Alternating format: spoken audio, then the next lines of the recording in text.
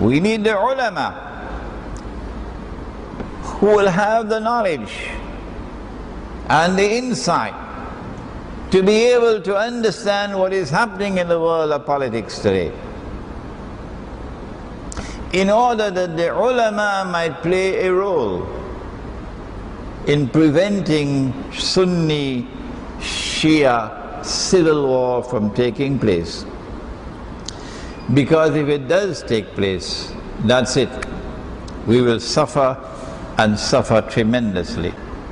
What can we do to prevent Sunni Shia civil war in Islam, which is Dajjal's plan, and which, if it does occur, will bring catastrophe after catastrophe on this ummah? Pakistan won't survive. I said, number one, call a spade a spade. The same foolish behavior, same foolish conduct which led to Libya now becoming a Zionist state, the same foolish conduct which could lead to Syria becoming another Zionist state, that is the same foolish conduct which is now beating the drums of war against the Shia, Protestant Islam. Call a spade a spade.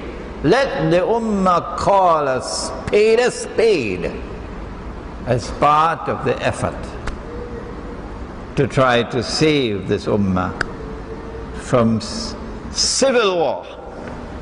I said there's a role for the ulama and the khatib from the mimbar,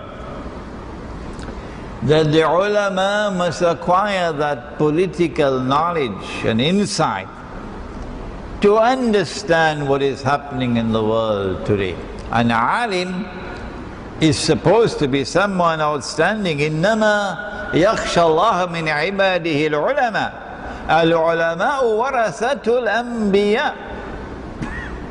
So the ulama, if they are ulama, must have political knowledge and political insight into what's happening in the world today.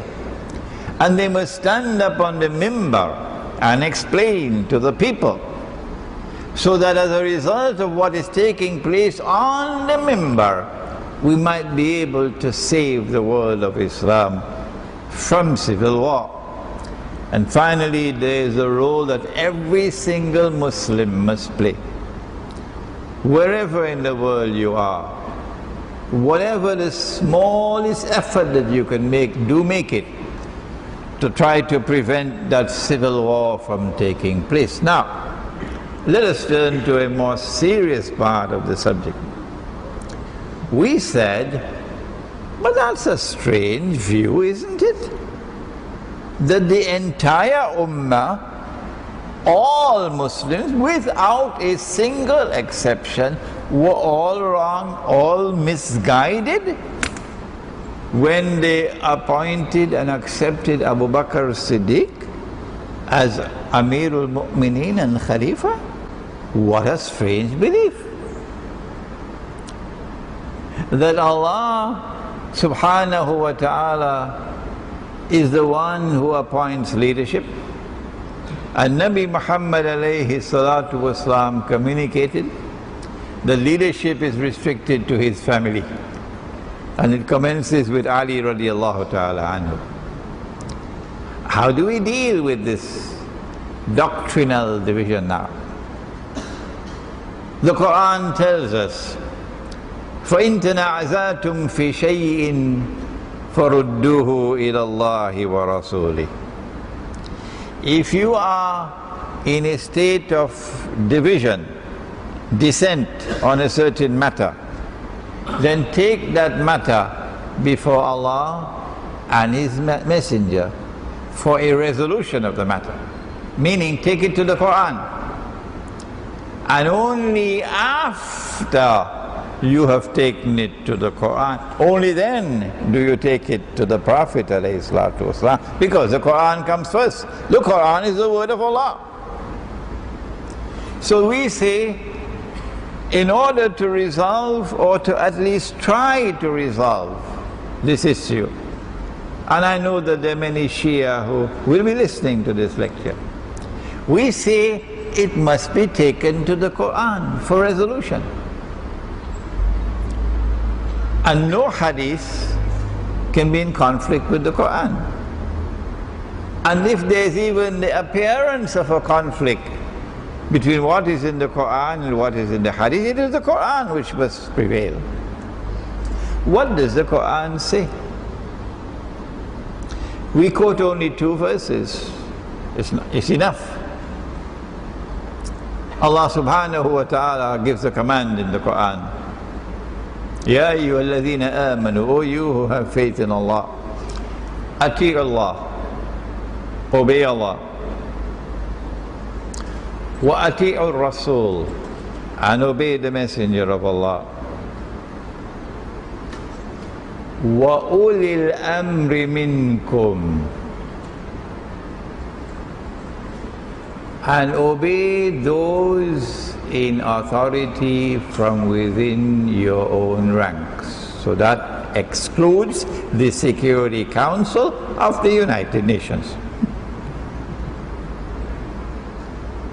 My teacher of blessed memory, Maulana Dr. Fadlur Rahman Ansari rahimahullah, commenting on this verse, he says, what Allah means is, obey those in lawfully constituted authority from amongst you.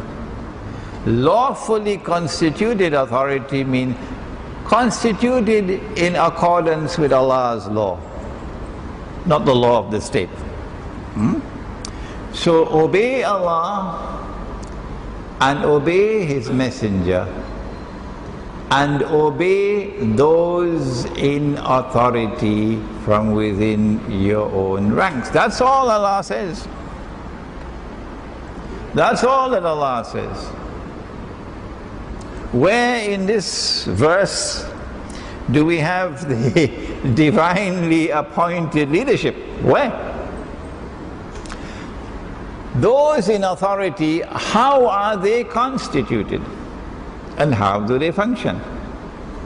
That's the question now. Is it that Allah subhanahu wa ta'ala appoints those who are to be in authority amongst you? In another verse of the Quran, Allah subhanahu wa ta'ala explains, He says, وَشَاوِرُهُمْ فِي الْأَمْرِ وَأَمْرُهُمْ شُورَ بَيْنَهُمْ. That your affairs, ulil amri, your affairs are going to be conducted and determined on the basis of shura, not on the basis of a divine edict. No. And so the Quran is clear. The Quran is clear that there is no basis at all in the Quran for the belief that there is a divinely appointed leadership in Islam that is restricted to the family of the Prophet ﷺ. That is in conflict with the Quran. What then do we do with alleged ahadith in which the Prophet ﷺ is alleged to have appointed Ali radiallahu ta'ala anhu as his successor? Our observation is that it is a massive vote of no confidence in the Prophet ﷺ. وَنَعُوذُ بِاللَّهِ مِنْ هَذَا. You're making him look as the worst possible leader that has ever been on the face of the earth. That he should declare, I have finished my work, I have completed my mission. And then as soon as he dies, every single Muslim disobeys him. Every single Muslim without exception, all of his companions disobey him. by disregarding his alleged command that Ali radiallahu ta'ala anhu must be my successor. It is clear that Nabi Muhammad alayhi salatu wasalam never gave such a command, never gave such an appointment. Not only because of what is in the Quran, because it would have violated the Quran, but also because the Ummah spoke.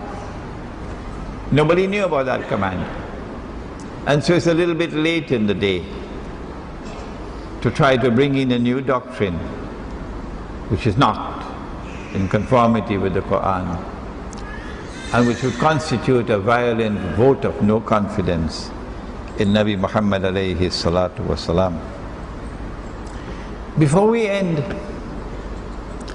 there is another issue which stands between the Sunni and the Shia. And it is an issue which can unite the Sunni and the Shia. And that is the Sunni belief in the advent of Imam al-Mahdi.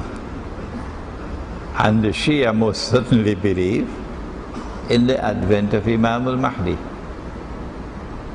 We said to them some time ago that Imam al-Mahdi would not be a Shia, meaning would not be someone who holds on to this belief. The leadership in Islam is divinely ordained and is restricted to the family of the Prophet ﷺ. He will not be a Shia in that sense. But in another sense, he will be taking up what was left over in Karbala. Oh yes. And all the forces of oppression, and all the forces of tyranny, and all the forces of corruption of the faith, by bringing family rule and crown prince and king and so on, will all be running on that day, running for their life when Imam al-Mahdi comes. Because he's going to run them out of town. Oh yes. In that sense, Imam al-Mahdi would be in harmony with the movement that emerged from Karbala. The movement, the revolutionary movement that emerged from Karbala to restore the true faith and to protect the true faith from corruption and to stand up with matchless courage and integrity against oppression and tyranny. That Imam al-Mahdi will continue where Karbala left off. So tell them that for me in Riyadh. But Imam al-Mahdi would not be Shia in this sense, in believing that Abu Bakr Siddiq radiallahu ta'ala anhu was a usurper, wa na'udhu billah min hadha, and that Umar Farooq radiallahu ta'ala anhu was a usurper, wa na'udhu billah min hadha, and that Uthman Ghani radiallahu ta'ala anhu was a usurper, wa na'udhu billah min hadha. If that is Shia, Imam al-Mahdi is not Shia.